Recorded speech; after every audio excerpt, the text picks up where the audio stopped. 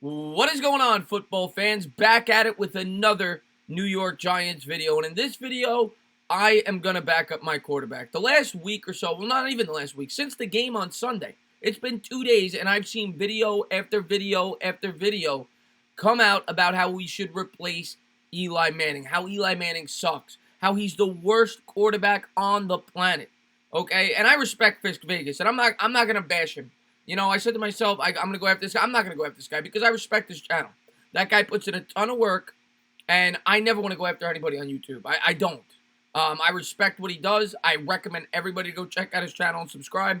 And quite frankly, I'd like to work with the guy one day. Actually, I was watching one of his videos, and he said he's looking for a partner to do a podcast. You know what, Fisk? If you see this video and you ever want to do a podcast together about the New York Giants, I'm open to it. But I am going to rebut you on some of the things that you have said and the way that you have handled it.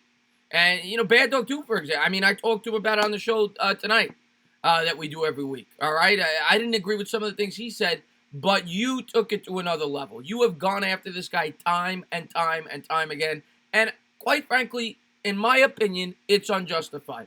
When we went into the season, we knew from the start of the year, Eli Manning was the starting quarterback. And we knew he was going to be replaced. So I don't know what all this week one clamor is about. I just don't know. We have his replacement. Daniel Jones is going to replace him. So all these people that blame Eli Manning for everything know he's going to be replaced at some point this year if the team is bad. And if the team is good, who gives a shit? I mean, really, who cares? If the team's good, we're going to the playoffs. Who cares if Eli Manning's the quarterback? If the team's bad, you're going to see Daniel Jones. Yes, I know that the owner has said that he wants Eli Manning to be the starter for the whole year. But if you really look at that quote, he was saying in a perfect world, meaning if the Giants were a playoff team or a playoff contender, that's what he wants. That's an ideal world. And if that's the case, Eli Manning will remain at the quarterback. The fact of the matter is we kept Eli Manning, and we kept him here for a reason. We're paying him $23 million a year, and I may not have agreed with the decision. If they were drafting a quarterback, I probably would not have brought Eli back. He's making $23 million a year. I think he carried a $6 or $7 million dead cap hit. So you would have been able to use that $16, $17 million, whatever it was, to help bolster this roster. And in today's NFL, I recognize that it is imperative when you have a rookie quarterback to get to work right away because you have a 4 or 5 year window before he's going to claim big bucks. If he's good. If he's not, you throw him to the wolves. And we don't know about Daniel Jones yet, and I hope he's great.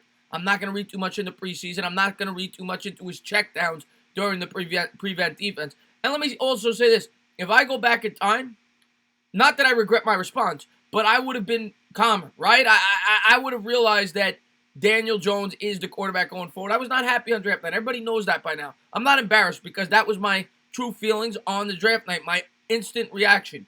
But if I would have had time to think about it, react, I would have calmed down. And I'm behind my quarterback. I'm behind Eli. I'm behind Daniel Jones. But at the end of the day, to come out and say that Eli Manning is the worst quarterback on the planet, and then to make a video the next day talking about how much he sucks, it's overkill at this point. He's not going to be replaced after game one, and you picked the wrong game to do it.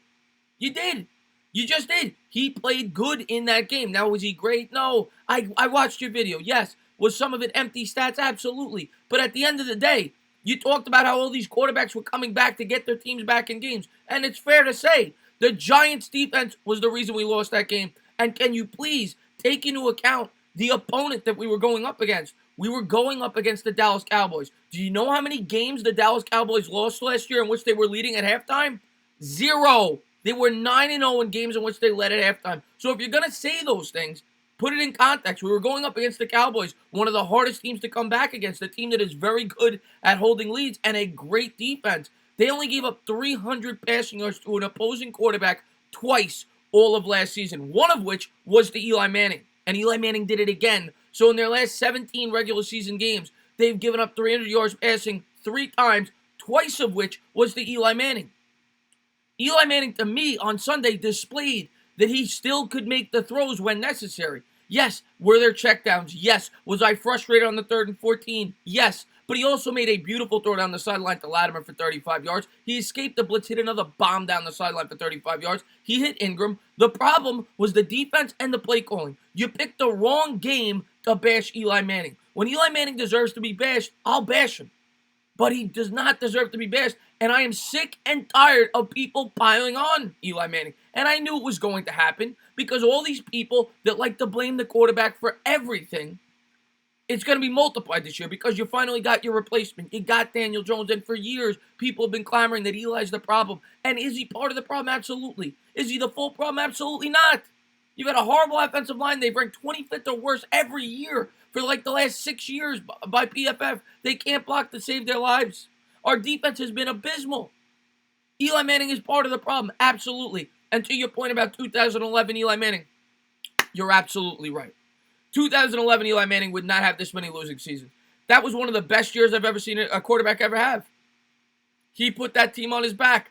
That team was bad. And this Eli Manning is not that Eli Manning. But neither is this Daniel Jones. And in my opinion, Eli Manning gives us the best chance to win on Sunday. Week 2. He knows how to read a playbook. He's experienced, okay? Daniel Jones is still wet behind the ears. And I'm not willing to wave the white flag when I have Eli Manning on my roster. Now, I'm not debating whether or not they should have brought Eli Manning back. But he's here. And I'm not waving the white flag on the season after 1 week. If they start up 0-4, sure. The other thing I'm going to mention, Daniel Jones, I would think most Giant fans would want to bring him back in an optimal situation. Is that fair to say? Well, let's look at the facts. Sterling Shepard's going to be out with a concussion. Golden Tate is suspended, and you're going up against one of the best defenses in football. That does not sound like the best situation to put him in. And it sucks for Eli because you're kind of using him as a punching bag because he's going to get all the blame yet again if he plays poorly. And that is why I was upset that they brought him back to begin with, because I knew that video makers, that fans would take every shot they could at this guy until he was benched. But the call for his job after week 1 in a game in which he played good, was he great? No. If you want to nitpick, yeah, they were 2 for 12 on third down. But a lot of that had to do with Pat Shermer's play calling. They could have ran on 3rd and 2. They could have ran on 4th and 1. There were times, yeah, Eli missed a few throws. A horrible intentional grounding penalty, okay? Not by Eli, the ref. It was a horrible call. But yeah, did Eli miss on a few throws? Absolutely. But for the most part, Eli Manning got the job done. Eli Manning played well on Sunday. And for people to come out, it's almost like these videos were loaded. They were loaded. It's almost like you pre-recorded them before the season started. And if the Giants lost, they were coming out. And I'm not just attacking.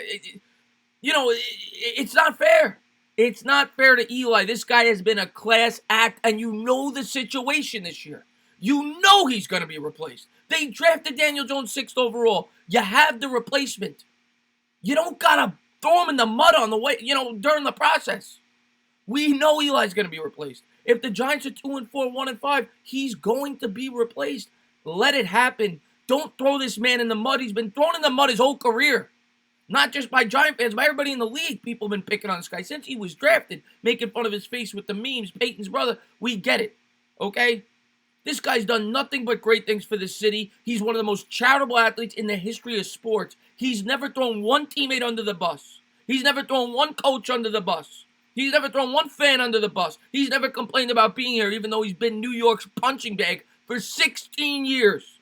And for people to do this is despicable. I'm sorry. He doesn't deserve it. He deserves better than this from the fans and from video makers. That's my honest opinion, and that's why I'm getting this message out here. I was embarrassed to be a Giants fan these last couple of days, especially from the videos that Fisk Vegas has put out. Bad Dog, I understood it. We talked about it tonight. I understood where he was coming from. It's more to do with he's just sick of change, and he does not see this team winning, right? And he wants to get the process going now. I think, yes, more than likely this is going to be a lost season.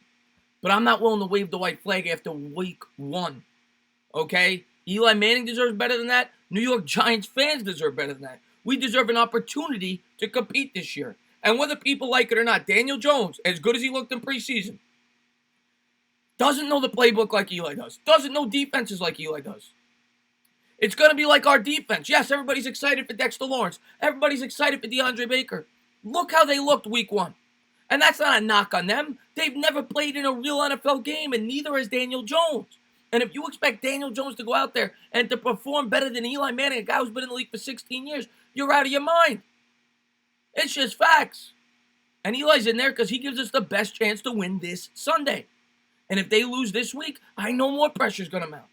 And the way I look at it is week 7 is the optimal time to bring Jones in if we get off to a bad start. Because I'm not bringing him back till I'm fully equipped. I want the guys in place to make Daniel Jones be in the best possible situation. Golden Tate's not coming back till week 5. Sterling Shepard, hopefully he's back this week. Probably won't be back for a few weeks. Week 5, you play the Vikings. Great defense. Week 6, you go to Foxborough. Are you really going to put a rookie quarterback for his debut game in Foxborough against Bill Belichick? You want to talk about getting your confidence crushed. I would wait till week 7 to play the Arizona Cardinals and their lowly defense at home, in front of the home crowd. That is when I would bring him in. There is no need to rush here. At the end of the day, what's the difference going to be if he plays 15 games or 10 or 11? There's none. Eli Manning played 7 games his rookie year. Guy won his 2 Super Bowls. There's no rush here. He is learning a lot from the bench. He's learning a lot from Eli Manning. And right now, in my opinion, maybe you don't agree with it. Maybe Giants fans don't agree with it. Eli Manning gives this team the best chance to win this Sunday against the Buffalo Bills. He played great against Dallas. Not great. Good against Dallas. Good enough to win. It was not his fault. The defense held him out. The defense did nothing. And Pat Shurmur had a horrible game plan. They ran the ball 11 times with Saquon Barkley. 11! How many games are you going to win when you run the ball 11 times with the best player on your football team? And your defense can't stop anything. They give up 5 straight touchdowns. It's not the right week to do this, and it was not the right way to attack Eli Manning. He deserves a lot better than that, a lot more respect from the fans of this fan base. He's been a class act to everybody, and to say he's the worst quarterback on the planet? Are you kidding me? I was embarrassed today to be a Giants fan. That's the truth, and I had to get my message out there. I respect his content. I respect everybody on YouTube that puts out content. He works hard. That guy puts out 3-4 videos a day, and he's got a great channel. But when you say things like that, and you keep saying it, and you keep saying it, I got to say something back. And that's my honest opinion. I wish you nothing but the best on your channel, and if you'd ever like to talk and discuss it, I would. And that goes for any Giants YouTuber that may disagree with what I said in this video. But as always, guys, if you liked what you watched, please subscribe. Drop a comment. Maybe give me a little thumbs up. Cheers.